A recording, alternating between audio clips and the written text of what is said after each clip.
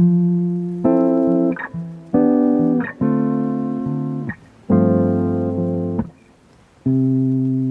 minute slipping by, even when I close my eyes, ruthless I know.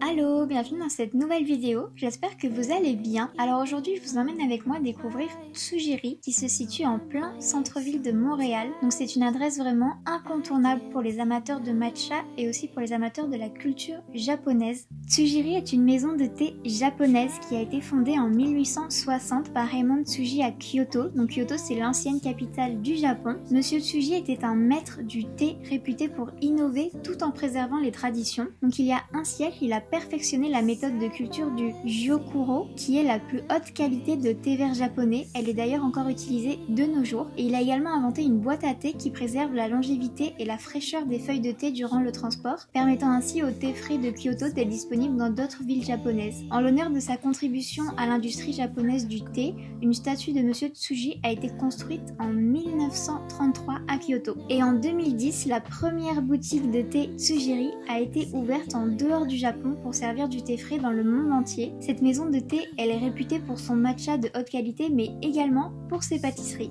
Dès qu'on entre dans ce café, on est immédiatement plongé dans une ambiance inspirée des vrais salons de thé japonais, donc minimaliste. Donc le mobilier, vous pouvez le voir, il est très épuré avec du bois et des teintes naturelles, car dans la tradition japonaise, il est important de mettre en avant la simplicité du lieu. Il y a également quelques éléments, comme par exemple des illustrations au mur qui représentent le processus traditionnel de récolte du matcha qui viennent un peu décorer cet espace. Cette décoration, elle crée vraiment une atmosphère calme et apaisante et je trouve que c'est agréable pour savourer un matcha parce que cette boisson, elle est quand même associée au bien-être en général. Donc avec un environnement harmonieux, ça permet de profiter pleinement de cette expérience. Concernant le menu de Tsujiri, donc je dirais qu'il est assez varié. Donc globalement, on trouve des boissons traditionnelles. Donc évidemment, il y a des matchas et des matcha latte disponibles en version chaude ou froide. Il y a également une sélection de thés japonais traditionnels tels que le sancha, le ganyancha et le ujicha qui sont également disponibles à la vente en sachet de 100 grammes. Il y a également des crèmes glacées ou encore des glaces pilées au matcha.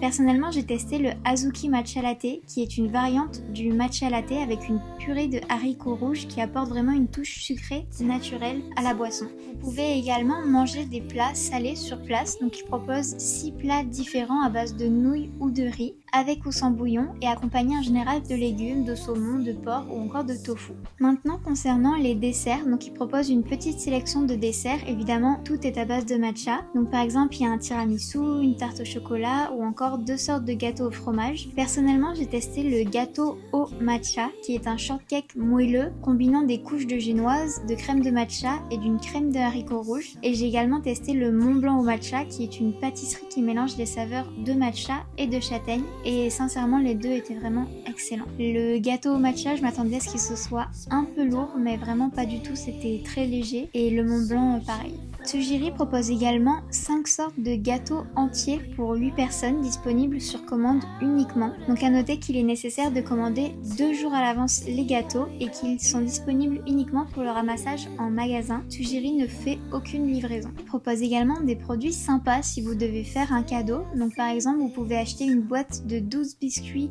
matcha et ujicha, une boîte de rouleaux de biscuits au matcha et aux amandes. Donc c'est fait de gaufrettes de riz brun croustillant et rehaussé de poudre de matcha. Et l'enrobage c'est du chocolat blanc parsemé d'amandes finement hachées. Ça a l'air vraiment très très bon. Je l'ai pas goûté mais ça m'a donné envie. Et il y a également des chocolats matcha nama que j'ai testé et ce sont des petits carrés de chocolat fondant au matcha vendus dans une boîte de 16 et vraiment pareil c'était excellent et très raffiné. Et enfin vous pouvez également acheter des coffrets cadeaux qui comprennent 30 grammes de poudre de matcha, un bol à thé disponible en 3 couleurs, une cuillère à matcha en bambou, un fouet à thé et un porte-fouet à thé. Donc c'est vraiment le kit complet pour faire votre matcha chez vous.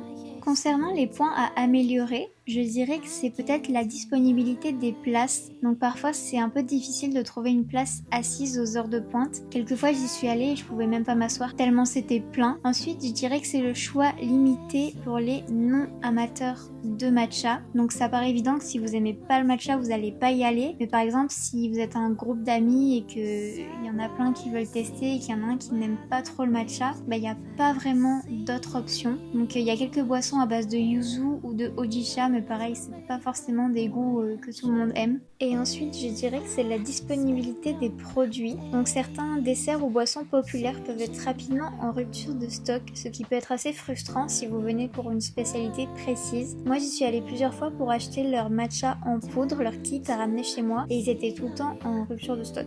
Concernant les points positifs, je dirais que c'est la qualité des produits. Leur matcha il est vraiment de très bonne qualité. Les ingrédients qu'ils utilisent sont de premier choix aussi, et tout ce que j'ai testé, que ce soit le shortcake ou encore la boîte de chocolat, tout était excellent, mais vraiment c'était raffiné, travaillé, on sent vraiment que c'est pas un produit fait à la chaîne, c'est vraiment très bon. Ensuite je dirais que c'est la décoration intérieure et l'ambiance. Donc l'intérieur il est à la fois moderne et inspiré des salons de thé traditionnels, donc ça crée vraiment une expérience immersive et très apaisante. Et enfin je dirais que c'est la variété du menu, donc il y a quand même un large choix de desserts et de boissons qui sont assez originaux et ça permet vraiment de redécouvrir le matcha sous différentes formes.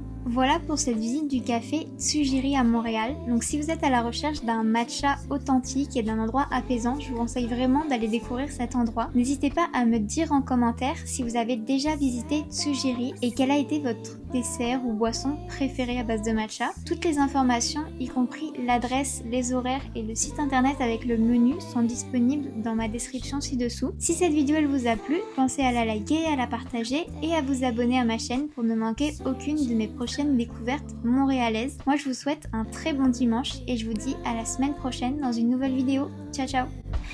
Time to see all your beauty and